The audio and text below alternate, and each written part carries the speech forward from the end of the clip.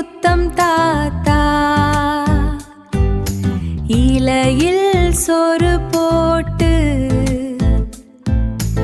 ஈயை துறவோட்டு, உன்னை போன்ற நல்லாரூரில் யாவர் உள்ளார். நம்ம எல்லாருமே சின்ன வயசுல நிறைய பாட்டுங்க கேட்டிருப்போம், பாடியிருப்போம் இல்லையா? சில பாட்டுங்கள் கேட்கறதுக்கு ரொம்பவே சாதாரணமா தெரியும், ஆனா அதுக்குள்ள பெரிய பெரிய ரகசியங்கள்லாம் ஒளிஞ்சிருக்கும். இன்னைக்கு அப்படி ஒரு குழந்தை பாடலுக்குள்ள மறைஞ்சிருக்கிற ஒரு அட்டகாசமான மேதமைய பத்தி தான் நாம பார்க்க போறோம். இங்க பாருங்க, தென்னிந்தியாவுல குறிப்பா தமிழ்நாட்டுல இந்த பாட்டை கேட்காத வீடுகளே இருக்காது.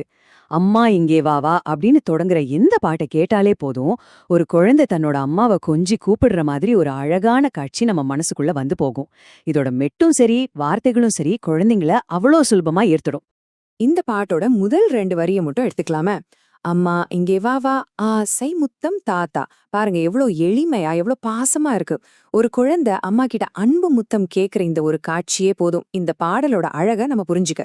சரி, இப்ப கொஞ்சம் யோசிப்போம். குழந்தைங்களுக்காக ஆயிரக்கணக்கான பாட்டுங்க வந்திருக்கு. ஆனா இந்த பாட்டுக்கு மட்டும் ஏன் ஒரு தனி இடம்? சாதாரணமா தெரியற ஒரு பாட்ட பல தலைமுறையா எல்லாரும் ஏன் மறக்காம ஞாபகம் வச்சிருக்காங்க? அதுக்கு பின்னாடி ஒரு ரொம்ப முக்கியமான காரணம் இருக்கு. அந்த ரகசியம் வேற எங்கேயும் இல்ல, இந்த பாடலோட வரியிலேயே தான் ஒளிஞ்சிருக்கு. இது வெறும் பாட்டு மட்டும் இல்லைங்க, இது ஒரு அகரவரிசை அற்புதம். வாங்க அந்த ரகசியம் என்னன்னு இப்போ பார்க்கலாம். நாம முதல்ல புரிஞ்சுக்க வேண்டிய விஷயம் என்னன்னா, இந்த பாடல் ஒரு குறிப்பிட்ட நோக்கத்தோட உருவாக்கப்பட்டிருக்கு.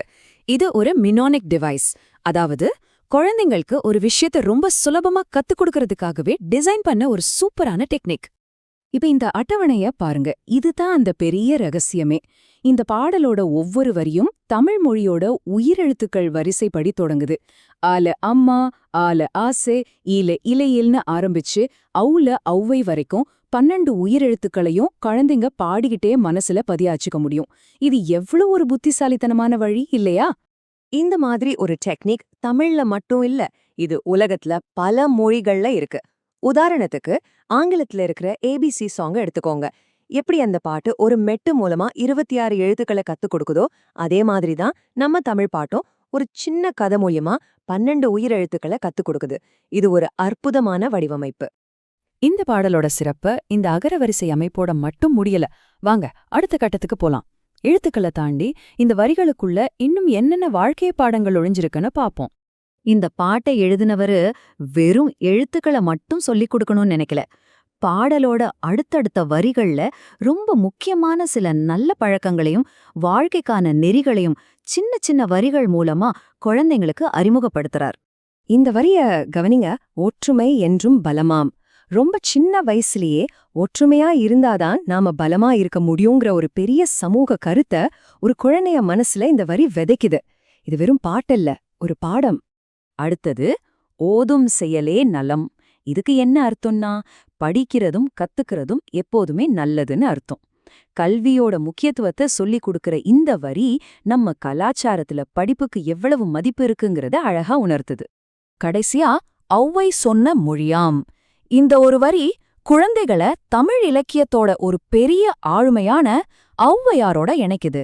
ஔவை பாட்டி சொன்ன நல்ல விஷயங்களை நாம கேட்கணும்னு சொல்றது மூலமா இலக்கியத்தோட பெருமையையும் பெரியவங்களுக்கு மரியாதை கொடுக்கணுங்கிற பண்பையும் இது கத்துக் கொடுக்குது.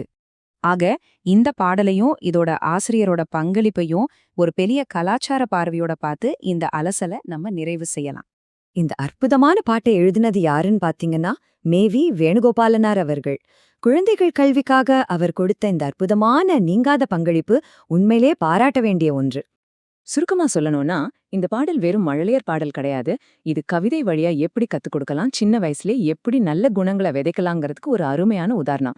இது நம்மளோட ஒரு கலாச்சார அடையாளம். அது மட்டும் இல்லாம ஒரே படைப்புல பல அர்த்தங்களை எப்படி அழகா உள்ள வைக்கலாங்கிறதுக்கான ஒரு கலையும் கூட.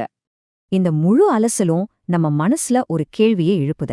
நாம சின்ன வயசுல கேட்டா பாடின பாட்டுக்குள்ள இது மாதிரி வேற என்னென்ன ரகசியங்களோ அல்லது ஆழமான கருத்துக்களோ ஒளிஞ்சிருக்கலாம்? கொஞ்சம் யோசிச்சு பாருங்களேன். உங்க குழந்தை பருவ பாடல்கள்ல மறைஞ்சிருக்கிற அர்த்தங்கள் உங்களை நிச்சயம் ஆச்சரியப்படுத்தலாம்.